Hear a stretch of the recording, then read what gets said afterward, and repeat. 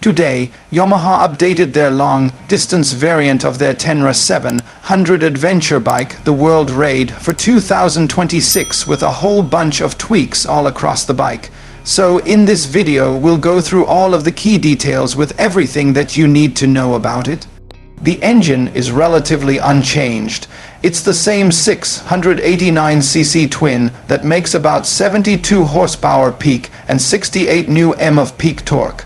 Again, it does now, however, meet the latest Euro 5 plus emissions regulations owing to a couple of changes.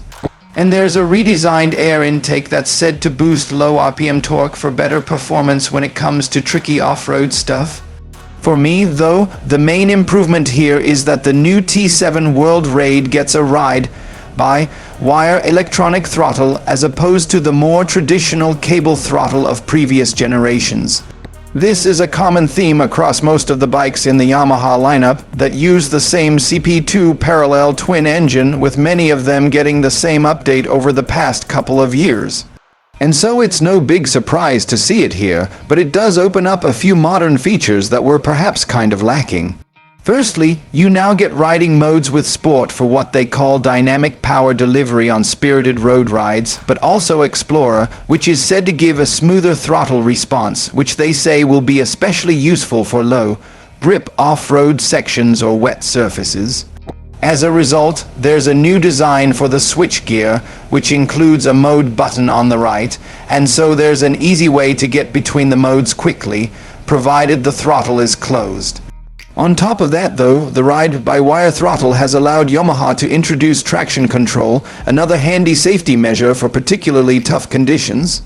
These updates did come to the base Tenere 700 last year, but it is a first for the World Raid, which stands apart for its big 23L tank amongst other advantages. What's specific to this update, though, is that the World Raid actually gets an IMU or inertial measurement unit, which means lean angles are fed into the rider aids so that they can intervene more appropriately and in a more nuanced way when the bike is banked over. So that means cornering sensitive traction control as opposed to the regular TC of the standard bike. And it also feeds into their SCS or slide control system, which allows you to power slide the rear without it getting completely out of check. Now, specifically for these two rider aids, you can choose from 3 modes for each of them with street, off, road, and off. So, there should be an extra level of support for newer riders in difficult conditions, but also the option to completely disable them for the more advanced rider who knows what they're doing or at least thinks they do. Now, the IMU also contributes to lean-sensitive ABS, which, like the standard T7, is controlled with its own dedicated button in the cockpit. With ABS on for the World Raid, you've got their brake control system kicking in, which gives you that cornering sensitivity, but then you've also got the rear off mode for back-end slides or completely off for full control, they say.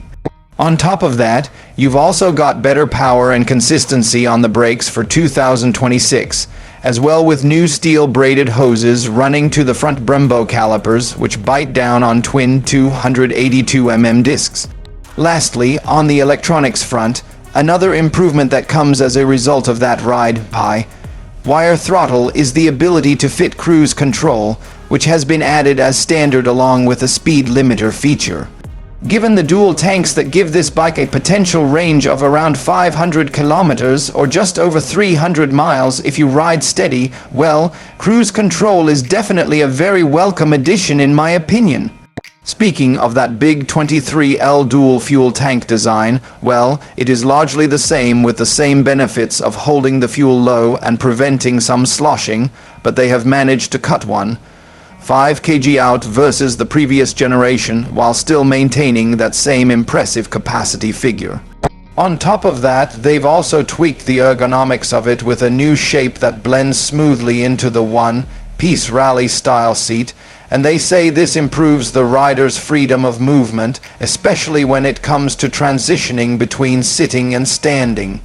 Another sensible tweak to the ergonomics as well, which is inherited from the base T7, is a new slimmer clutch cover that gets less in the way of the rider's right leg when standing up. Then the windscreen is also said to be new and improved for better comfort at speed, along with some removable side deflectors for a bit of extra coverage when needed. Riding at night has also been considered with a new LED headlight assembly that they say offers excellent performance in both high and low beam. And there's now an easier to use height adjuster with a single screw located just under the TFT dash. Lots of comfort tweaks, but what about performance? Well, one of the things I loved about the previous generation was the superior KWB suspension versus the standard Tenere that gave it a real boost in terms of ride quality and control, especially when riding off-road along with 20 mm more travel, allowing for a healthy 255 mm of ground clearance. It really can give you a lot of confidence off-road, even if you're not the best rider. But for 2026, they say the suspension is better still with full adjustability and offering even better control and comfort off-road. They also say there's improved bump absorption when it comes to bad surfaces on the road like potholes. And part of this improvement from a technical perspective comes down to the new 46 mm inner tubes, which are bigger than the 43 mm of the previous gen. Then you've got a Kashima coating that minimizes friction, new spring and damping specs, less risk of bottoming out, and a new preload adjuster located on the fork cap. Then at the rear you've got an improved shock as well with more stroke by 5 mm along with a redesigned arm relay and a redesigned connecting rod. The previous gen I thought was genuinely very good off-road. And so, I'm looking forward to testing this one out and seeing if all these little improvements add up to an even better Tenere 700 World Raid. The chassis changes aren't just limited to suspension tweaks though, with improvements to the frame itself with less weight and also optimized strength and rigidity. Yamaha claimed though in the press release that this contributes towards reducing the machine's overall weight, and I say that in their own words. But on checking that I'm seeing the same 220 kg wet weight on the spec sheet as the previous generation, which is by no means a bad weight figure, but not necessarily an improvement year over year.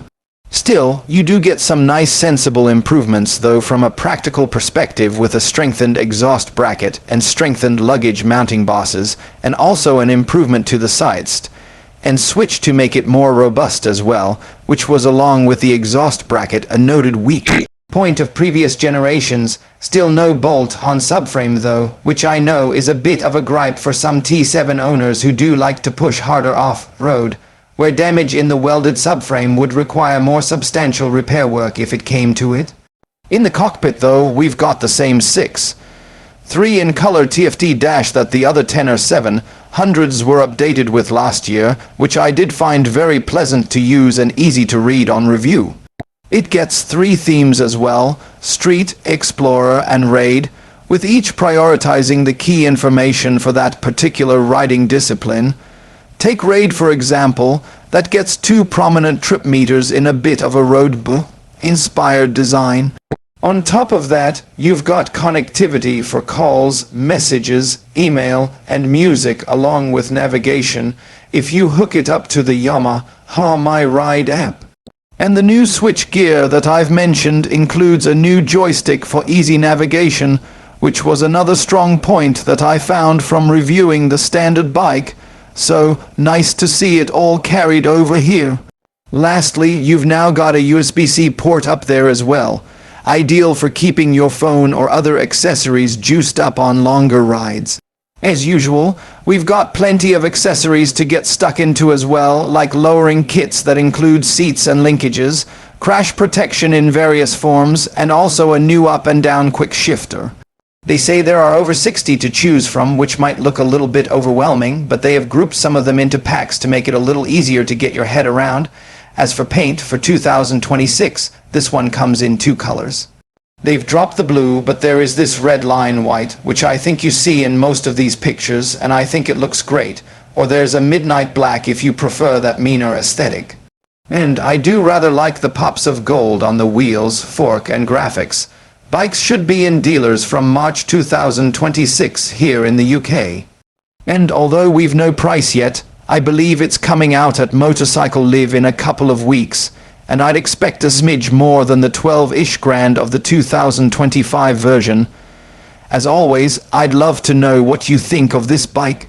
So, do let me know down in the comments below, and I'll put my review of the 2025 T7 on the screen now, which I shot earlier this year, as a lot of the electronic updates are the same, so you can get a bit of a feel for them before I get to review this one. Do hit subscribe for more of the latest motorcycle news and reviews like this right here on Moto Bob. A massive thanks for watching today, and we'll catch you in the next.